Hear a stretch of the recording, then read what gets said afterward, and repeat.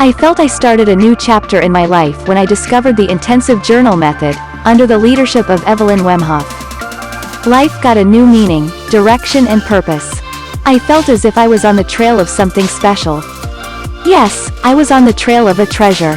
When I was a child I read adventure books. I had so much fun, and also felt such a letdown when the book ended. I so wished for it to be real.